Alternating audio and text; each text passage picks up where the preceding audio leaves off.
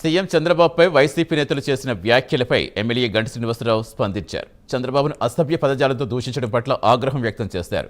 ఉనికిని కాపాడుకునేందుకే అసభ్య వ్యాఖ్యలు చేస్తూ కులాలకు ఆపాదిస్తారని గంటా ఆగ్రహం వ్యక్తం చేశారు. వైసీపీ నేతల తీరుపై ఎన్నికల సంఘానికి ఫిర్యాదు చేస్తామని చెప్పారు. ఆ పార్టీ గుర్తింపు రద్దు చేయాలని లేఖ రాస్తున్నట్టు తెలిపారు.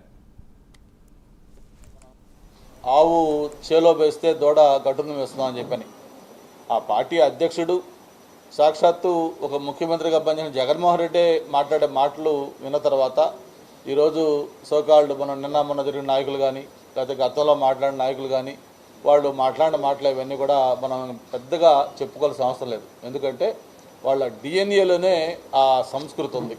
ఆ పార్టీ అంటే ఇవన్నీ కేవలం కొన్ని మచ్చుతొనకలు, కొన్ని ఎగ్జాంపుల్సే. ఆ పార్టీలో ముఖ్యమంత్రి లేదు, మంత్రులు లేదు, స్పోక్స్ పర్సన్స్ లేరు, ఆడ లేదు, మగ లేదు.